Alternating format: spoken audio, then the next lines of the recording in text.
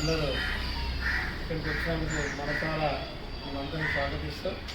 మరి ఏదైతే నా మనసులో ఉందో అంటే ఒక గురునాథ్ ద్వారా, ఒక పాడు ద్వారా, ఒక మధ్యగడం ద్వారా, అదేవిధంగా పర్వతం ద్వారా, కృష్ణం ద్వారా అందరికీ నాకు ఇవ్వయి అందరం గుర్తుపడతా. కానీ మరి ఈరోజు నేను మళ్ళీ కష్టాలు చూస్తే నేను ఎప్పటి నుంచో పనిచేసుకుంటూ వచ్చినాం.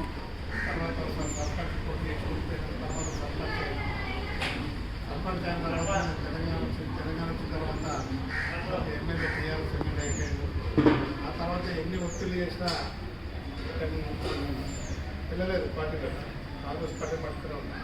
అప్పుడు సర్పంచ్ స్పష్టంగా చేస్తే మళ్ళీ ఎవరు మనకు సపోర్ట్ చేయకపోతే మళ్ళీ అప్పుడు కూడా పోటీకి తేవడం జరిగింది.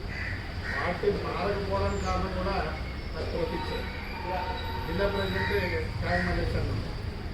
అంతకుముందు ఆయన టికెట్ వస్తుంది మనకంటే చెప్పిండు, ఎక్కడ ఉన్నాం టికెట్ వచ్చింది. చాలామంది కుటుంబ సోదరులు సర్పంచ్ వచ్చేది ఆయన దగ్గర నుంచి చేసి అయితే ఆయన కూడా పట్టించుకొని రాకుండా లేదు. మనం ఖచ్చితంగా పోటీ పోయినాం, తెలుసుకున్నాం, అంత పక్కనే ముందుకు పోతా ఉన్నాం.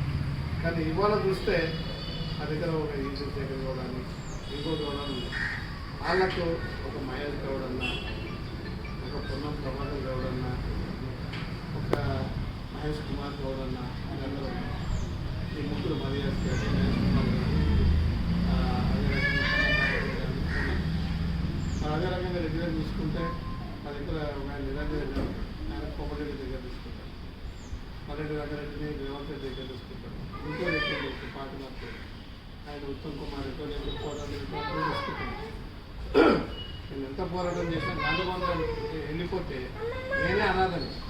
నేను తినాలని ఉంటాం. అందుకని గాంధీభవన్ మా కుమార ఎందుకైనా కూర్చొని అనుకోండి, మన కుర్చీ కోసం మనం కొట్లాడితే అది బాగుండదు. అంటే కూర్చొని దాంట్లో కూడా అయినా పోరాటం చేసుకుని ముందుకు వస్తున్నాం. తప్పకుండా విజయం సాధిస్తాం. నేను అన్న మాటలన్నీ కూడా చూచా తప్పకుండా మనం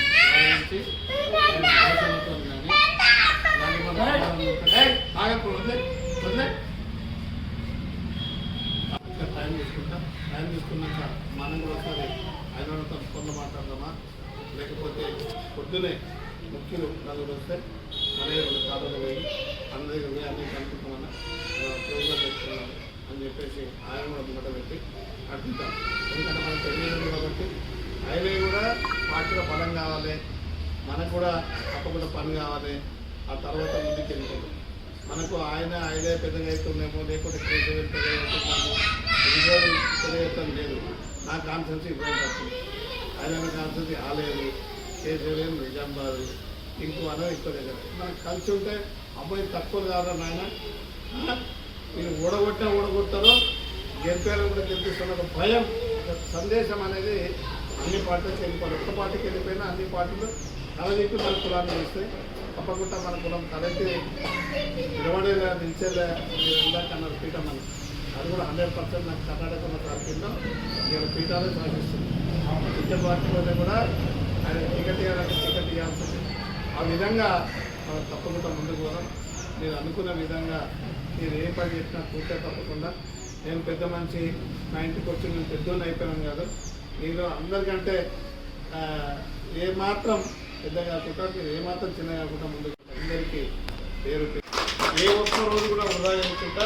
ఇవాళ నామినేషన్ ఉంది కాబట్టి ఆఫ్టర్ నామినేషన్ కొద్దిగా 6 గంటల నుంచే నేను మహేశ్వరం దగ్గరికి వెళ్ళి ఇంటికి వెళ్ళి మాట్లాడతా, మదాస్కర్ దగ్గరికి వెళ్ళి మాట్లాడతా, గాంధీభవన్ వెళ్ళి మాట్లాడతా. అన్న ఇట్లా ఉన్నది అని చెప్పేసి మాట్లాడి ఆ సమయాన్ని బట్టి వీళ్ళకి సందేశం ఇచ్చి ఆయన ముందర పెట్టుకొని నడుపుకుంటాను.